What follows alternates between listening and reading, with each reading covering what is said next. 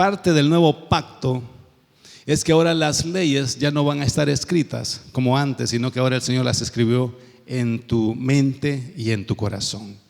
Este es el pacto que haré con ellos después de aquellos días, dice el Señor. Pondré mis leyes en sus corazones y en sus mentes las escribiré. Hebreos capítulo 10, versículo 16. Entonces ahora la iglesia ya no está bajo la ley escrita como la gente, el pueblo de Israel en la ley de Moisés. Ahora eso cambió. Ahora las leyes están escritas en tu mente y en tu corazón para que la congregación crea de que es verdad lo que les estoy diciendo.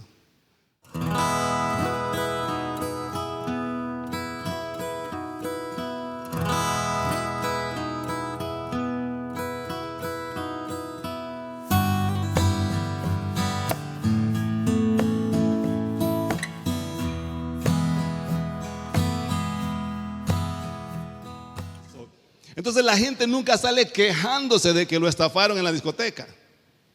Vas a un concierto de música, cualquiera que sea el cantante, pagas tu entrada y salís feliz. No sales diciendo me vendieron la música. Vas a un show de comedia, pagas tu boleto, te hacen reír y no sales diciendo me vendieron la risa. Qué hombre este, malvado. Y aunque cuando vas a los shows de comedia pagas porque te hagan burla, ¿verdad? Porque el comediante comienza a burlarse de todos los que están en las primeras filas. Y la gente sale contenta. Hace un tiempo atrás veía un show de comedia en la televisión. No voy a decir el nombre del comediante. Pero comenzó a decir, ¿dónde están los de Texas? Los de Texas. Los de California. Y estaba una señora sentada en la primera fila y su nariz era más grande de lo normal. Entonces el comediante se acerca y le dice, usted no me diga de dónde viene, yo sé exactamente de dónde viene. Y la señora se queda como sonriéndose. Usted viene de Arizona, dice. Todos los de Arizona levanten la mano. Y todos riéndose porque el hombre se estaba burlando de la nariz de la señora. Le estaba diciendo que venía de Arizona. Entonces, y la gente sale feliz y contenta porque se burlaron de ellos. Pero cuando vienes a la iglesia, la cosa cambia. Te están vendiendo la palabra. Eso es lo que la gente dice cuando hay algún evento, algunas conferencias y hay un costo para cubrir los gastos de conferencia. La gente dice, están vendiendo la palabra, no voy porque ahí me están vendiendo la palabra. Y eso simplemente lo dicen porque están en contra de que la iglesia sea fuerte en finanzas. Pero ahora vamos a descubrir de que es una bendición aplicar los principios bíblicos que traen bendición a nuestras familias. El último domingo del año, el domingo pasado, te hablé sobre la bendición de dar bajo la gracia.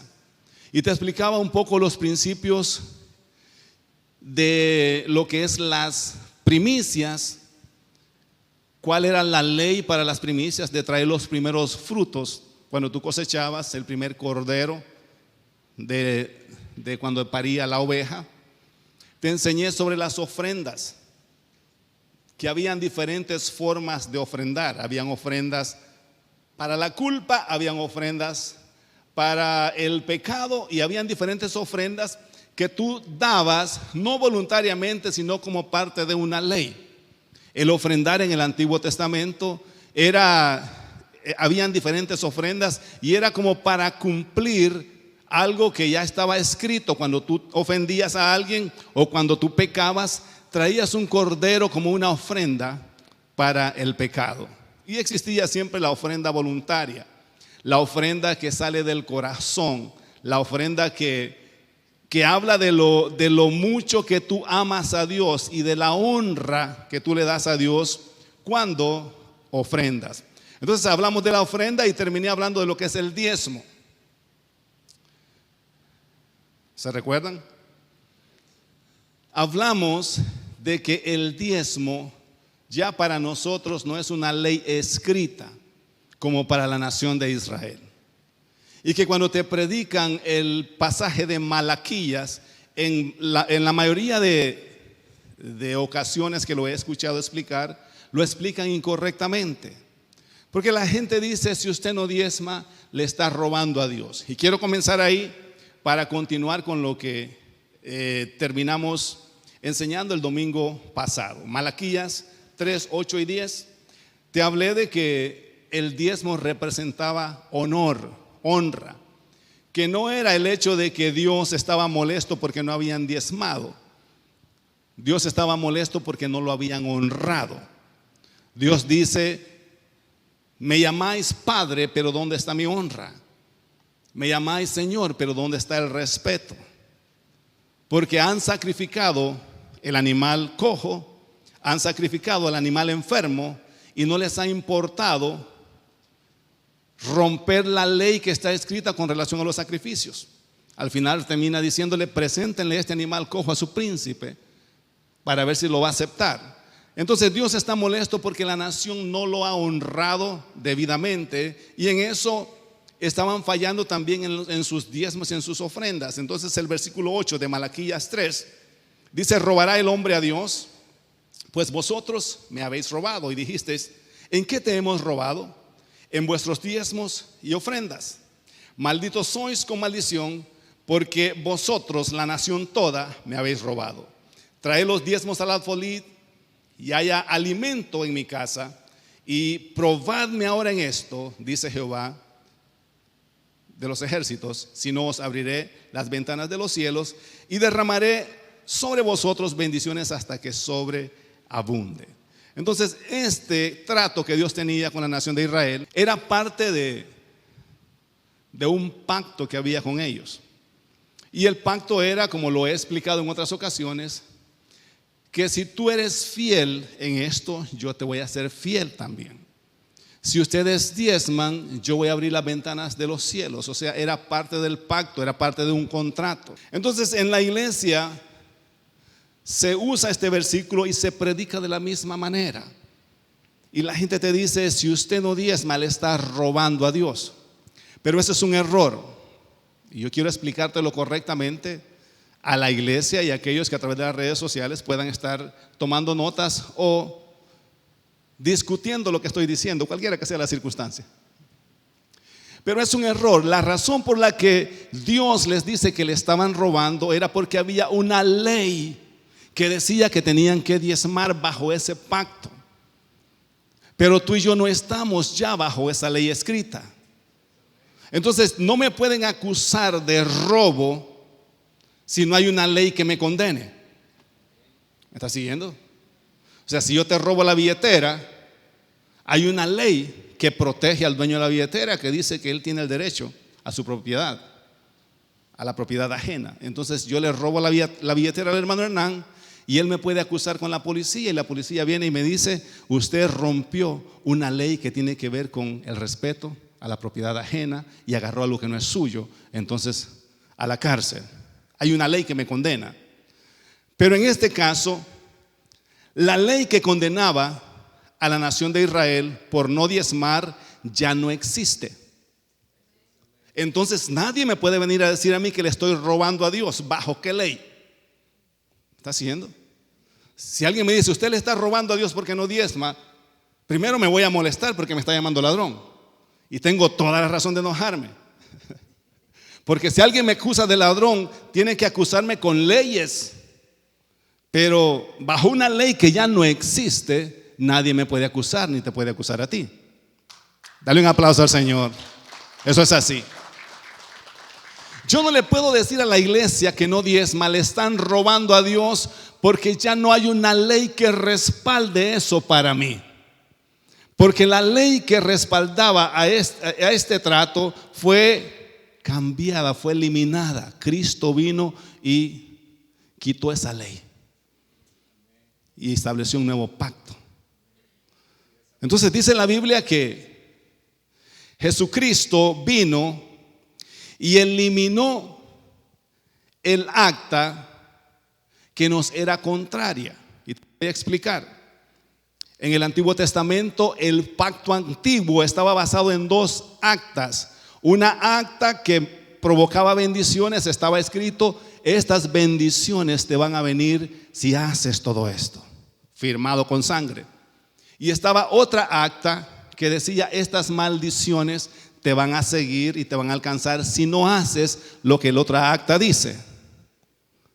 ¿Me está siguiendo? Un acta de bendiciones y un acta de maldiciones. Entonces esta acta era contraria a la otra. Esta favorecía a la nación de Israel, la de las bendiciones. La de las maldiciones era contraria. Miren lo que dice Colosenses.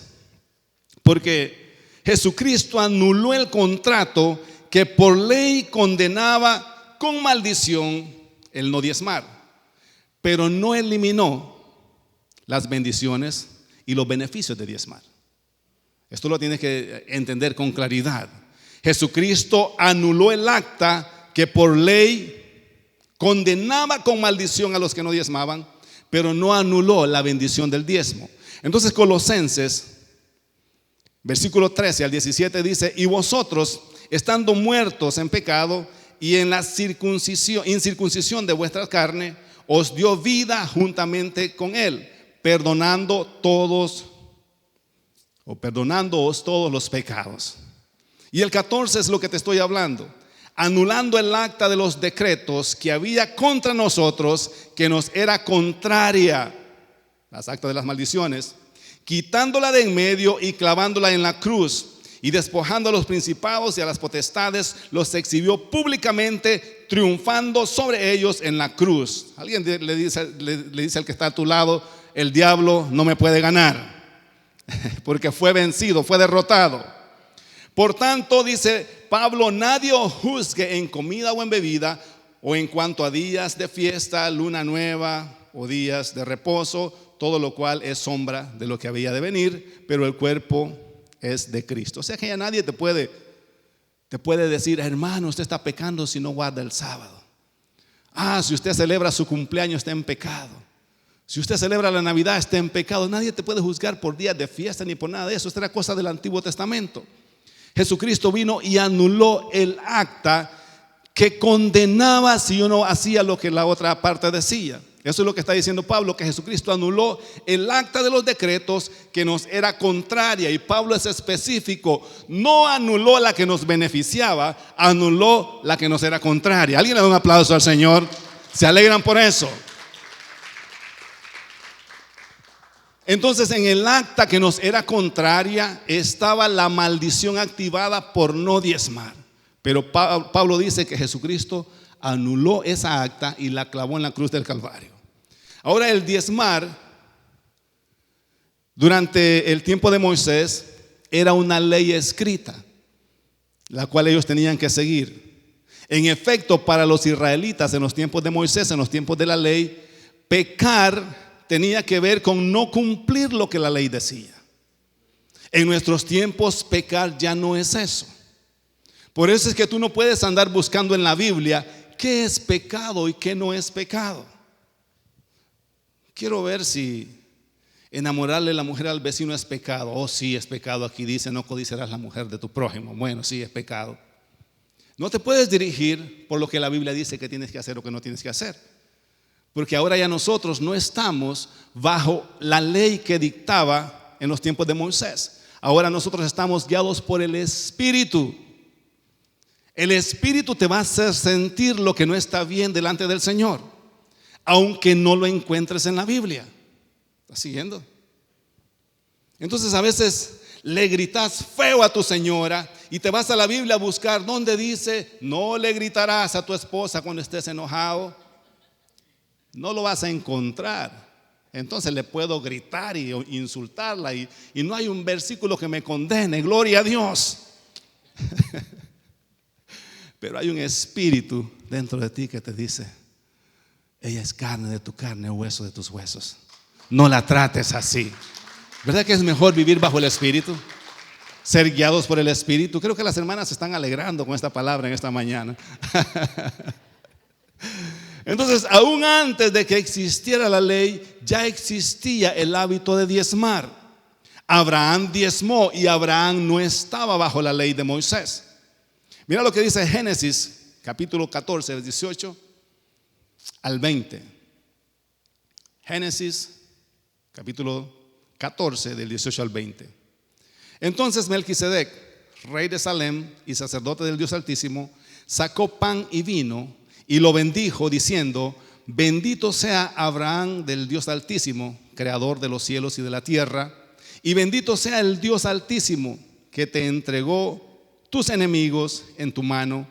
Y le dio a Abraham el diezmo de todo al sacerdote Melquisedec. Estamos hablando del versículo 14 de la Biblia, la primera vez que aparece en la Biblia el diezmar. ¿Por qué diezmó a Abraham? ¿Cuál fue la razón? ¿Quién le enseñó a Abraham que tenía que diezmar? No estaba bajo la ley de Moisés, pero hay principios que Abraham aplicaba que eran leyes habladas, no eran leyes escritas. O sea, Abraham no es que Abraham vivía sin ley. La diferencia es que en los tiempos de Abraham no estaba la ley de Moisés escrita, pero sí estaba la ley de la palabra de ese contrato entre Dios y Abraham. ¿Me estás siguiendo? No es que Abraham vivía sin ley. Bueno, Abraham hacía lo que le daba la gana, no había ley. Sí había ley. Lo que pasa es que no tenemos un registro de cuáles eran esas leyes, porque no estaban escritas en piedras ni en pergaminos. Eran leyes de aspecto hablado. Dios bajaba y hablaba con Abraham y le daba leyes, estatutos y principios. Entonces la Biblia no especifica cuáles eran esas leyes. Tenemos algunas conversaciones de Dios con Abraham cuando le promete a su hijo y todo eso, pero no tenemos los detalles de todas las leyes que Dios le había dado a Abraham por las cuales él se tenía que regir. Porque mira lo que dice Génesis 26 del 1 al 5, perdón.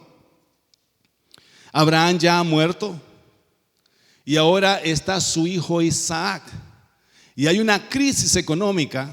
En los tiempos de Isaac, las crisis económicas siempre han surgido, siempre han existido. Si el 2019 fue un año de crisis, no te preocupes, ya pasó. El 2020 va a ser mejor, lo declaro en el nombre de Jesús. Amén. El 2020 será mejor porque los tiempos de crisis siempre han existido y no te puedes enloquecer ni preocupar porque pasas por momentos de crisis. Siempre han existido. Abraham pasó y era un hombre bendecido. Isaac era un hombre bendecido y también pasó por algún momento de escasez. Después de esto, dice el versículo 1 del capítulo 26 de Génesis: hubo hambre en la tierra, además de la primera hambre que hubo en los días de Abraham. O sea, los momentos de escasez siempre han surgido. Y se fue Isaac a Abimelech, rey de los filisteos, en Gerar. Y se apareció Jehová y le dijo: no desciendas a Egipto, habita en la tierra que yo te daré. Habita como forastero en esa tierra y estaré contigo y te bendeciré, porque a ti y a tu descendencia daré todas estas tierras conforme el juramento que hice a Abraham tu padre. Y estas eran las bendiciones que le había prometido a Abraham: multiplicaré tu descendencia como las estrellas del cielo y daré a tu descendencia todas estas tierras, y todas las naciones de la tierra serán benditas en tu simiente, o sea, en Jesucristo. Jesucristo es la simiente de Abraham y de Isaac.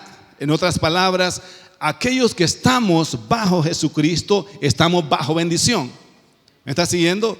Hay una palabra aquí que está hablando de ti, que está hablando de mí. Le está diciendo Jehová a Isaac: en tu simiente serán benditas todas las naciones de la tierra. O sea, en Jesucristo serán benditas todas las naciones de la tierra. Por eso es que nadie te puede decir que estás bajo maldición si estás en Cristo. Dale un aplauso al Señor. Si estás en Cristo, estás bajo bendición. Y luego continúa diciéndole: por cuanto oyó Abraham mi voz y guardó mis preceptos, mis mandamientos, mis estatutos y mis leyes. Mira qué bonito cómo vivía Abraham. Porque hay gente que dice: no, Abraham vivía sin ley. Abraham, no. La diferencia es que no estaba escrita. Pero Dios está diciendo que Abraham oyó su voz y guardó sus preceptos y guardó sus mandamientos, sus estatutos y sus leyes. Dentro de todos esos mandamientos, estatutos, estaba la ley de diezmar. Por eso es que Abraham diezmó. ¿Estás entendiendo? Porque estaba bajo las leyes habladas. Era parte de lo que Dios había acordado con él. No solamente él diezmó, sus hijos, su nieto. Más adelante encontramos en el 28 a Jacob haciendo un pacto con Dios. Dios se le aparece en sueños y Jacob se da cuenta que ha sido Dios el que le ha hablado y que le ha dado una palabra de bendición. Y cuando él despierta dice: si me das pan, si me das todo esto que has dicho que me vas a dar, los diezmos apartaré para ti. No había ley escrita, pero seguía la ley hablada bajo la cual ellos vivían. Alguien le da un aplauso al Señor. Ahora tú y yo, como iglesia de Jesucristo, vivimos exactamente bajo ese mismo sistema. Amén. Porque al principio los alegré, ya no estamos bajo la ley de Moisés. Gloria a Dios, no tenemos ley. No, eso no es lo que dije. No se me adelanten. Esperen el resto del mensaje antes de que digan amén, porque los puedo agarrar en algo. Entonces la iglesia de Jesucristo está exactamente bajo ese mismo sistema. Ya no estamos bajo la ley escrita entre la nación de Israel con Dios. Estamos en la ley hablada. Hebreos 1:1 dice que en el antiguo tiempo Dios hablaba a los padres de ellos a través de los profetas, a través de la ley de Moisés, pero que ahora en los postreros días Dios nos habla a través de Jesucristo. Entonces ahora estamos bajo la ley hablada entre Jesucristo y nosotros. ¿Qué dice Jesucristo del diezmo? ¿Qué dice Jesucristo de las ofrendas? ¿Qué dice Jesucristo de el dar tus finanzas a la iglesia? ¿Qué enseñó Jesucristo sobre todo esto? A los fariseos les dijo: ustedes diezman la menta y el comino, pero maltratan al prójimo. Jesús dijo: esto de diezmar lo pueden hacer, está bien que lo hagan sin tener que maltratar a su prójimo. O sea que está bien que diezmen, pero está bien que sean buenas personas también. Jesucristo nunca estuvo en contra del diezmar ni del ofrendar. ¿Qué dijo de las finanzas? Jesucristo dijo: busquen el reino de los cielos primero, y su justicia y todas las demás cosas van a venir por añadidura. Amén. Esas son las enseñanzas de Jesucristo. En esa ley estamos. Jesucristo dijo: no hagan tesoros en la tierra, hagan tesoros en el cielo, donde la polilla ni el orín corrompen. Y no está hablando de que vas a ir al cielo a abrir una cuenta ya. O tampoco está hablando de orar y de ayunar como los religiosos te lo presentan. Hermano, ayune, porque cuando usted ayuna está haciendo tesoros en el cielo. No. En ese mismo capítulo Jesucristo explica lo que es el ayuno, explica lo que es la oración y explica lo que son las finanzas. Dice: cuando ayunen, lávense bien su rostro para que nadie se dé cuenta que están ayunando. Amén. O sea, que no anden todos deprimidos ahí: ay, es que estoy ayunando, y con la cara de deshidratado. Ay, que quiero que la gente se dé cuenta que soy un hombre que ayuno y busco la presencia de Dios. No hagan ese show, dijo Jesús, porque los religiosos eso es lo que hacen. Siempre andan haciendo cosas en la iglesia para que la gente piense que están buscando al Señor. Ay, hermano, estoy en ayuno y oración. No quiero ver televisión porque me voy a inmundicia, no quiero ver ahora. Jesús enseñó sobre el ayuno, enseñó sobre la oración. Dijo: cuando oren, no sean como los gentiles o los paganos o los religiosos, que oran en las esquinas en voz alta para que todo el mundo se dé cuenta, y creen que por la repetición de sus palabras el Señor les va a escuchar. Cuando ustedes oren, enciérrense en su cuarto y oren en secreto. Y su Padre que está en secreto, que les escucha en lo secreto, les va a recompensar en público. Qué lindo es entender el evangelio, lo que Jesús enseñó. Pero ahora la gente quiere orar en público para que la gente piense que son oradores. Es bien fácil darte cuenta si una persona tiene una vida íntima con Dios. Es bien fácil darse cuenta si una persona ora en lo secreto. ¿Cómo, pastor? ¿Cómo lo puedo saber? Dale el micrófono y que venga a orar acá.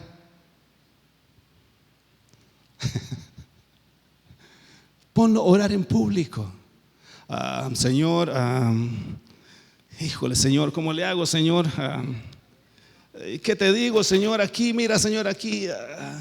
No sabe, porque no tiene una vida íntima. Cuando tenés una vida íntima de oración, te paras y fluye todo lo que ya has estado practicando en lo secreto, fluye acá con libertad. No tienes que pretender ni pensar. La vida íntima que tienes en lo secreto se refleja en público. Dale un aplauso al Señor. Necesitamos una vida íntima con el Señor de oración. Por eso es importante nuestra vida íntima. Entonces, cuando Jesús habla de las finanzas, dice: no hagan tesoros en el sistema del mundo, hagan tesoros en el sistema del reino, porque aquí nadie les va a robar. Ahora la gente tiene problemas con esto. ¿Sabes que el problema más grande por lo que las personas no dan en la iglesia es porque tienen miedo que les roben sus diezmos y sus ofrendas?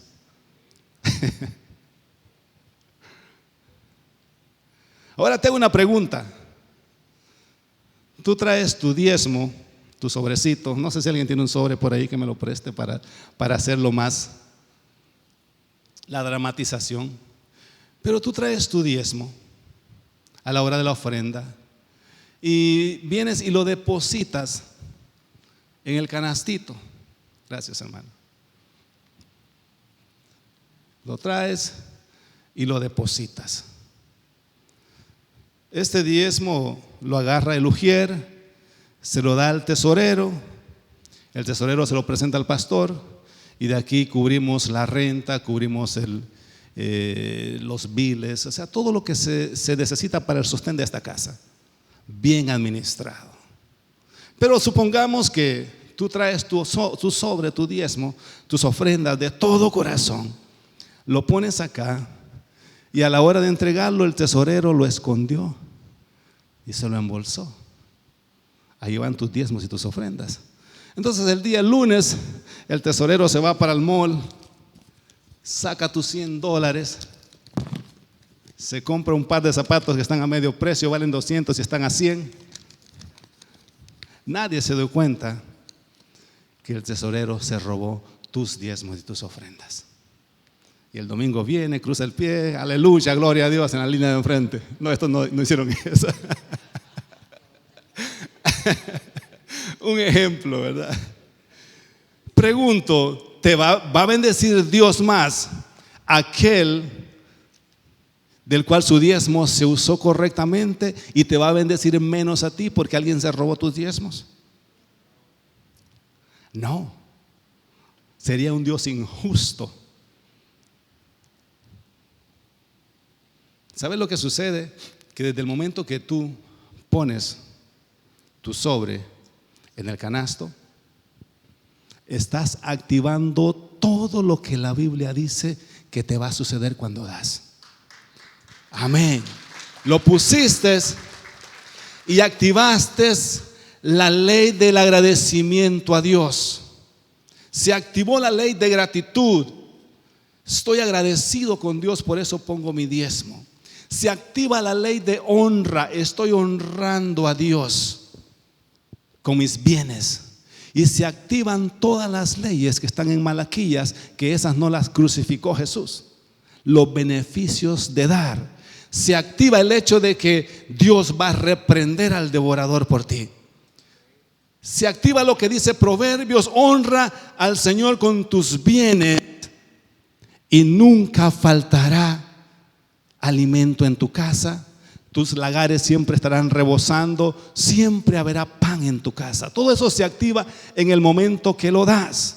Lo que suceda con este sobre, después de que lo depositaste ahí, no tiene nada que ver con las promesas activadas sobre tu vida, porque has activado todo lo que la Biblia dice que te va a suceder cuando entregas tus finanzas en las manos del Señor. Amén, dale un aplauso al Señor. Ahora esto se lo pueden robar, y a mí me consta. Personas que se han robado hasta el canasto con todos los sobres, no solamente el dinero, hasta el canasto se robaron. Pero eso no significa que no vas a ser bendecido, porque el momento que te desprendiste, si lo hiciste con amor a Dios, Jesucristo dice: si pones tus tesoros en el reino, nadie te va a robar, ni el orín va a corromper nada. Y la gente necesita confiar en eso que Jesús dijo, porque la gente no da porque piensa que se lo van a robar. Ay, miren el pastor, miren el hijo, la mujer del pastor. O sea, la gente comienza, si me ven en chipotle, miren en el chipotle el pastor con mis diezmos. Amén, continuamos. Dale un aplauso al Señor. Bajo ese mismo sistema, estamos bajo el sistema de la palabra hablada. Bajo ese mismo sistema, la iglesia del Señor, bajo el nuevo pacto, no es que vivimos sin ley, sino que ahora vivimos bajo la ley hablada a través de Jesucristo. Hebreos capítulo 10, versículo 16. Parte del nuevo pacto es que ahora las leyes ya no van a estar escritas como antes, sino que ahora el Señor las escribió en tu mente y en tu corazón. Este es el pacto que haré con ellos después de aquellos días, dice el Señor. Pondré mis leyes en sus corazones y en sus mentes las escribiré. Hebreos capítulo 10, versículo 16. Entonces ahora la iglesia ya no está bajo la ley escrita como la gente, el pueblo de Israel en la ley de Moisés. Ahora eso cambió. Ahora las leyes están escritas en tu mente y en tu corazón para que la congregación crea de que es verdad lo que les estoy diciendo. Somos herederos de las bendiciones de Abraham a través de Cristo. Esto es algo que tienes que aceptarlo, que recibirlo. Somos herederos de la bendición de Abraham, ahora de Jesucristo. Somos herederos de esas bendiciones. Mira lo que dice Gálatas capítulo 3, versículos 6 al 14. Porque Pablo saca todo esto que leímos en el Antiguo Testamento y lo explica a la iglesia de la forma correcta. Gálatas capítulo 3 del 6 al 14 dice: así Abraham creyó a Dios y le fue contado por justicia. Sabed por tanto que los que son de fe, estos son hijos de Abraham. Tú y yo espiritualmente somos hijos de Abraham. ¿Alguien dice amén a eso? Y ya la escritura, previniendo que Dios había de justificar por la fe a los gentiles, dio de antemano la buena noticia o la buena nueva a Abraham, diciendo: en ti serán benditas todas las naciones. Por eso te decía que ahora en Cristo estamos benditos. De modo que los de la fe son bendecidos con el creyente Abraham. Porque todos los que dependen de las obras de la ley, hablando de la ley de Moisés, están bajo maldición.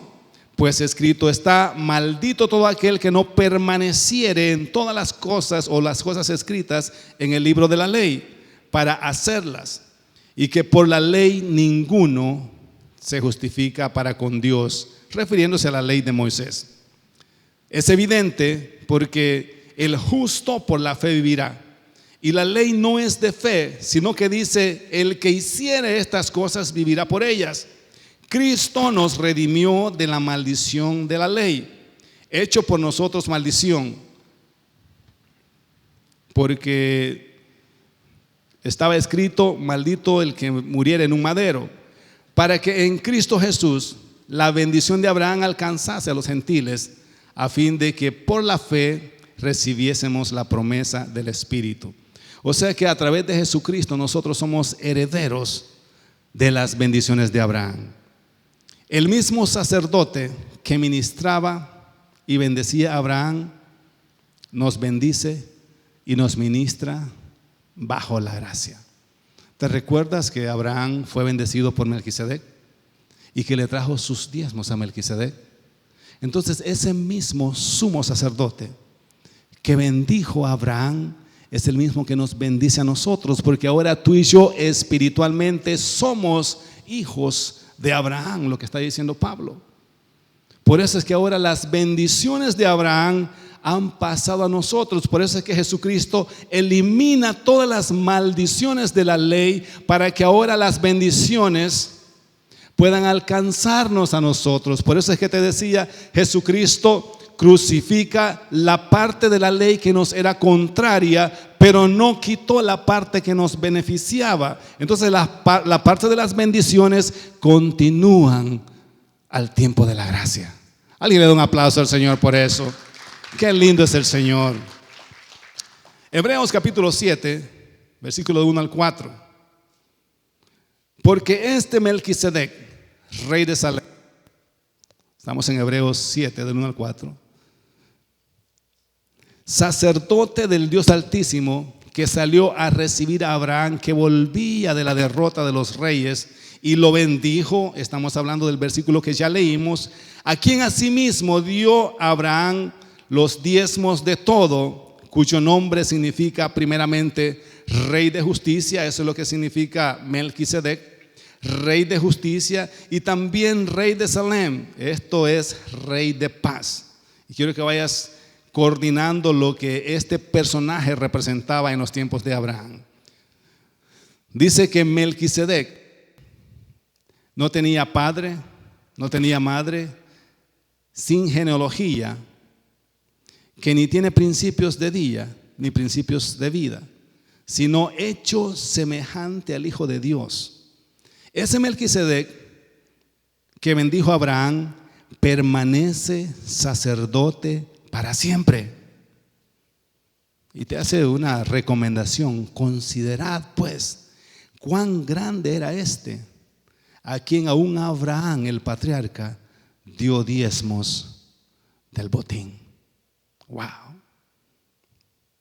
Entonces, cuando diezmamos, estamos reconociendo que nuestro sumo sacerdote está vivo, y que nuestros diezmos, y que damos nuestros diezmos a Él. No traemos los diezmos al hombre, sino a Jesucristo. Qué lindo es entender las Escrituras, ¿verdad? Entonces lo que está diciendo Abraham es que, o Hebreos, es que este Melquisedec que se le presentó a Abraham en una figura de sacerdote era Jesucristo mismo. Y que ese mismo sacerdote permanece sacerdote para siempre. O sea que no fue dejado en el antiguo tiempo. Cruzó el tiempo de la muerte de Jesucristo, porque en realidad Melquisedec era Jesucristo mismo.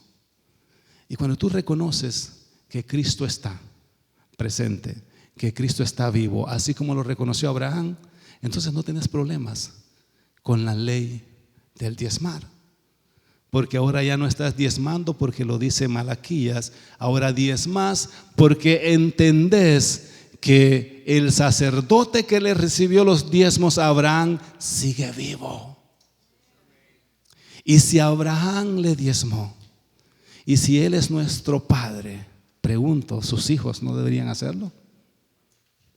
Porque somos descendientes de Abraham. Y eso lo creemos, la iglesia lo cree. La iglesia dice: sí, somos hijos de Abraham en el espíritu.